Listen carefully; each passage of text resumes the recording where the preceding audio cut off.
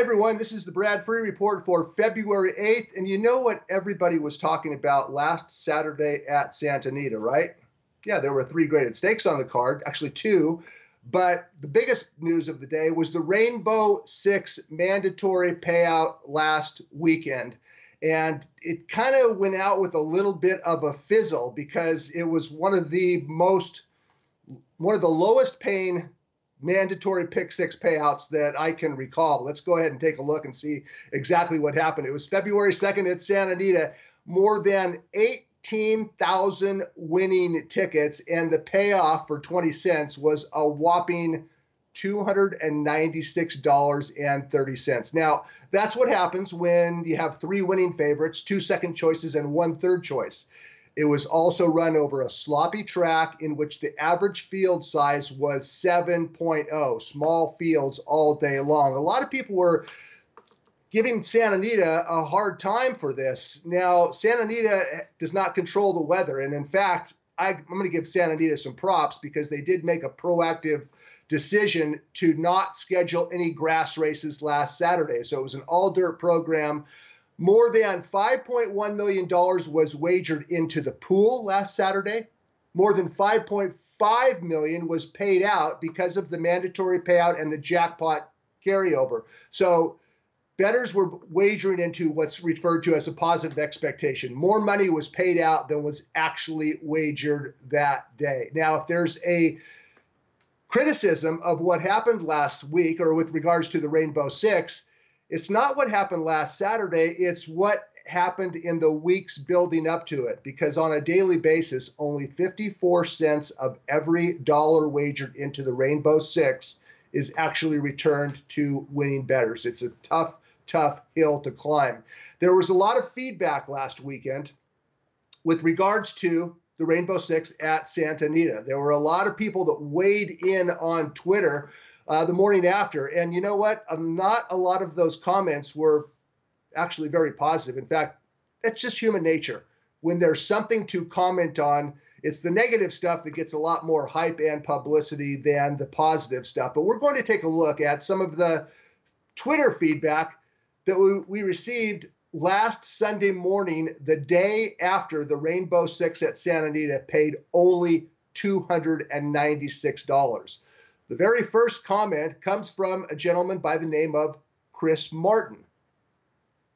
Chris Martin, he summed it up. He said, horse racing Twitter's attitude about tracks is commensurate with their most recent betting experience at said track. That's right. I mean, a $296 pick six payoff. Yeah, a lot of people were not very happy with that payoff.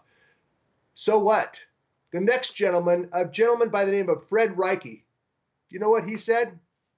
Simple. Nobody is forcing you to play anything. It's your choice. There's a lot of wagers on the menu. You don't like the pick six, you don't have to play it. You don't like the roulette, you don't have to play it. No big deal.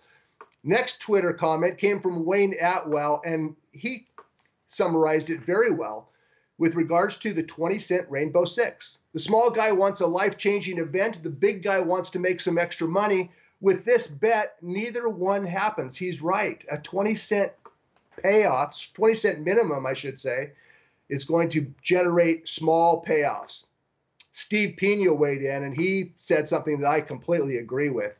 Between the rainbow and the roulette, they are devaluating the art and science of handicapping. I agree. Along with the 20-cent minimum payoffs, you don't have to make a tough decision anymore.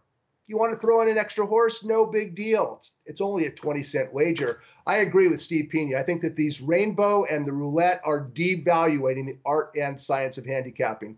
Now, a gentleman by the name of Nick Tomorrow, you've heard of him. He's a well-known handicapper, and he took a positive approach. He said that the $296 pick six payoff last Saturday at Santa Anita was the best result possible.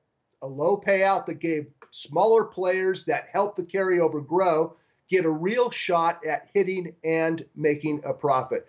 I agree with Tomorrow with regards to this. On mandatory payout day, yeah, I think you do have a chance. But on a daily basis, betting into a 46% takeout, I think the Rainbow Pick Six is virtually impossible to make any sort of profit at all. Well, guess what? We are right back at it this weekend with another mandatory payout, this one at the Stronach Group's Gulfstream Park. February 9th, Saturday, February 9th, it's mandatory payout day. Let's take a look at the $1.5 million jackpot. That's an estimate. It's more than $1.4 million going into the Friday card, assuming nobody hits on Friday. No single ticket winner on Friday. We're going to have a massive payoff to shoot for on Saturday. By the way, the Rainbow Pick 6, Saturday at Gulfstream Park, races 7 through 12. The lowest price in the sequence is the favorite in race number 10, horse by the name of Global Campaign at 7-5. I'm going to be going at least 3 deep in race 10. I'm using He's Smoking Hot, who is razor sharp right now and listed at 10-1, and a comebacker trained by Todd Pletcher named Outshine.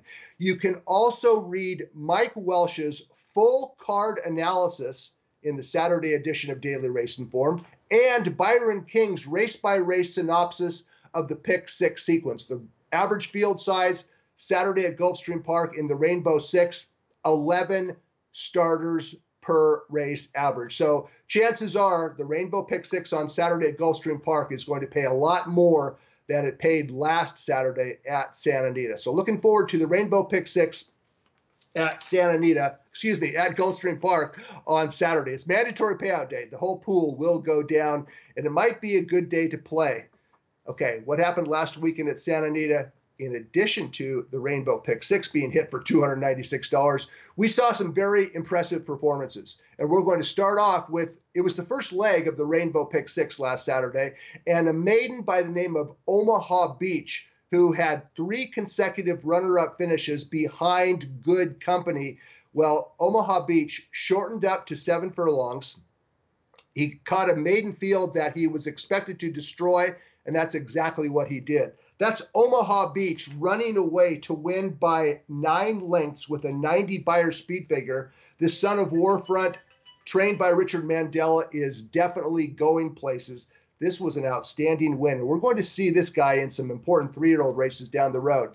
A half hour after Omaha Beach broke his maiden by 9 lengths, well, it was the grade 3 Robert B. Lewis. And a lot of people are thinking that Mucho Gusto was the most impressive 3-year-old to win on the Saturday card last week. I'm not so sure about that. I would have liked to have seen Omaha Beach in the Robert B. Lewis. That would have been silly to run a maiden in that race. And perhaps even Nolo Contesto. But let's watch Mucho Gusto take care of business in the grade 3 Robert B. Lewis. This was his 3rd win from 4 starts. He won by nearly 5 lengths, and he did it the right way. He sat off the pace, he relaxed, and he finished. Now, that 5-length margin of victory, well, in my opinion, I think it deserves a little bit of an asterisk. That's Gunmetal Gray coming up on the outside to snatch second.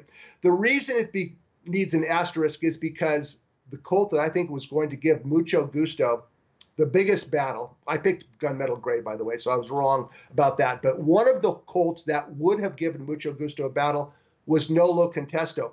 Nolo Contesto last time out defeated Omaha Beach, and we just saw what Omaha Beach did.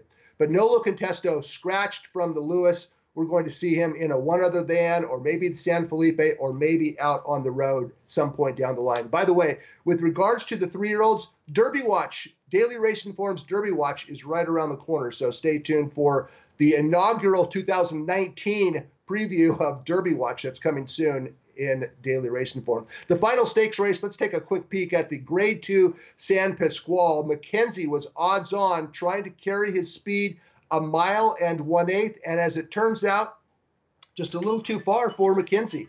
That's McKenzie in the orange and yellow silks, and he had every chance to win this race, but when all is said and done, that's Battle of Midway on the outside, a grinding 5-year-old son of Smart Strike, who takes care of business late and wears down McKenzie in the shadow of the wire. I think this race probably proved that McKenzie at 1 1/8 miles and beyond is highly vulnerable. This is a very fast, talented horse, but he doesn't quite get the trip at 1 1/8 miles and beyond.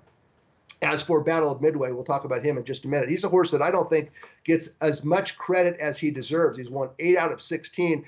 I have a soft spot in my heart for Battle of Midway because we actually did a short little video clip on Battle of Midway Before he ever ran, it was way back in 2 years ago, January 2017, we talked about Battle of Midway, how he might turn out to be a pretty good colt. Well, it turned out to be a lot better than pretty good. He finished third in the Derby, he won the Breeders' Cup Dirt Mile, and he is now one of the top handicap horses in the country. Let's talk briefly about the best 3-year-old filly in California. Her name is Bellafina, and she runs on Saturday in the Grade 2 Las Virgenes at 1 mile. Last time out, Bellafina dominated the Santa Ynez, a 7-furlong sprint by more than 8 lengths. She's stretching out. She's the 2-5 favorite. I think she'll win. And if you're looking to, speculate in the Kentucky Oaks future pool down the road or whatever, be aware of this. The connections of Bellafina are not convinced that the 1 1/8 distance of the Kentucky Oaks is going to be conducive to this filly. She's going to run on Saturday in the Las Virgenes. She'll wait 2 months, run in the Santa Anita Oaks on April 6th. And after that, a decision will be made whether she goes in the Kentucky Oaks or whether she waits for the 1-turn mile, the Acorn, at Belmont Park. I kind of think that she's probably headed for a 1-turn campaign. It's a 2-turn race on Saturday. Bellafina is expected to win this race. The horse that I'm most interested in watching, and I don't think she's good enough to defeat Bellafina, but she's a good filly getting better, and she's lightly raced. I'm referring to number 2, Anaya Allrob. She went from a maiden win in which she earned a 57 buyer to a runner-up finish in the Grade 1 Starlet with an 82. She took a 25-point improvement from maiden win to a runner-up finish in the Starlet. Now here we are 2 months later, and her workouts look solid. I'm looking forward to watching Anaya Allrob run on Saturday and have a very big 3-year-old campaign. Okay, it's time for the thumbs up and thumbs down portion of the show.